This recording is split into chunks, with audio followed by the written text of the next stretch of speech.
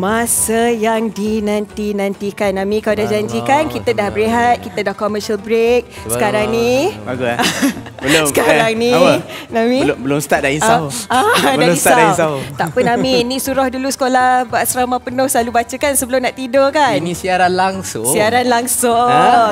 Kita kalau bagi geng ngaji kita pakai Skype. Kalau salah kita boleh buat lag.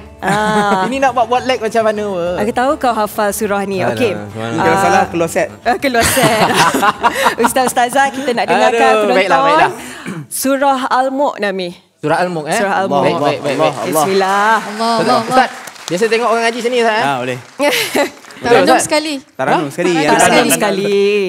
Nahwan. Bismillah. A'udzubillahi minasyaitonirrajim. Bismillahirrahmanirrahim. Tabarakalladzi biyadihil mulku wa huwa ala kulli syai'in qadir. Alladzi khalaqal mauta wal hayata liyabluwakum ayyukum ahsanu amala wa huwal azizul ghafur.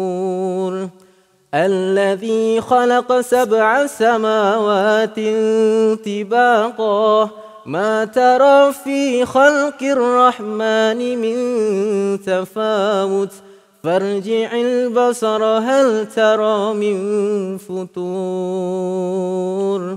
صدق الله العظيم. Masya Allah.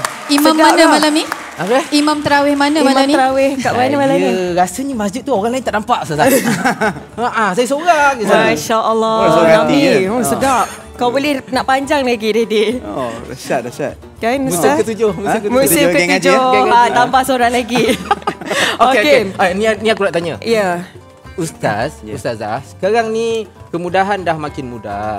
Ramai yang menggunakan ataupun bila nak baca Al-Quran tu menggunakan aplikasi. Senang kata gadget lah. Jadi kita nak tahu macam mana penjagaan bila kita gunakan aplikasi ni. Kalau Quran kita sedia tahu. Adab dia, adab kena mengaji. berwuduk, tak boleh bawa masuk tandas, sekian. Tapi kalau dalam phone ni macam mana? Okey, Muhammad. Okey, dalam phone ni dia paparan skrin kan? Ya. So bila kita macam contoh nak masuk tandas ke apa semua tu jangan paparkan. Tapi kalau kita mengaji tu adab dia of course lah jangan sampai melangkah. Jangan kalau boleh tutup aurat lagi bagus. Tapi kalau kata tak mampu tak apa. Dia okey je sebab dia bukan semestinya kita sampai tutup aurat tu sebagai adab lah. Kalau boleh tutup aurat lagi bagus. Kalau ada wuduk lagi bagus. Tapi kalau tak ada mungkin perkara tu macam susah sebab dia hanya screen phone. Dia bukan mushaf macam Quran tu kan. Tapi cumanya tak boleh kita macam masuk toilet tu paparkan skrin, kena padam. Okey. Ada adab-adab dia ada juga. dia lah, Sama lah seperti Al-Quran jugalah. Sama. Baik, dan pejam celik kita pun dah masuk ke 17 Ramadan. Ada yang alhamdulillah Nami dah selesai dah khatam Al-Quran. Alhamdulillah ada yang nak teruskan khatam buat round 2, second round pula. Boleh juga. Tapi macam mana baru nak mula sekarang ni kan, sibuk-sibuk baru nak mula, baru masuk juzuk keempat. Kita tinggal berbaki lebih kurang 2 minggu saja lagi kan. Mungkin Ustazah boleh kongsikan macam mana kita nak cepat habiskan ataupun khatam Al-Quran ni. Okey, bila nak khatam Quran, dia tak terlambat lah. Awal ke belakang ke masih ada masa lagi. Sebab setiap hari kita solat, lepas kita solat tu kita baca. Contohnya kalau daripada awal Ramadan kita baca selepas solat tu 7 muka surat setiap kali lepas habis solat. So dalam sehari kita dah berapa? Darab 5? Betul. Kan? Ya.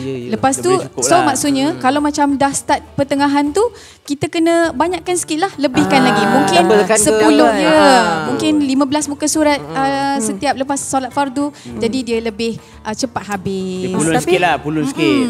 Tapi Ustaz, kalau dia buat geng ngaji sendiri, kan ada yang mengaji berkumpulan kan, itu macam mana pula dia punya formula dia? Itu lagi terbaik. Kita buat macam tadarus lah. Tadarus kan. Cuma jangan cepat mengajuk, sentak je. Kenapa Ustaz? Sebab nanti dia ada kawan-kawan betulkan. Kadang-kadang ada ustaz atau kawan dia betulkan, asal salah je aku, asal aku je salah. Baik aku mengaji sendiri. Dengung sikit. Dia duduk belakang, dia kata aku mengaji sendiri semua betul. Ada yang macam tu Ustaz. Tak boleh lah gitu. Yang penting adalah baca. Lagi tu saya tambah sikit Ustazah tadi. Dia bukan kita kejar khatam tu, yang penting kejar baca tu. Ya, betul.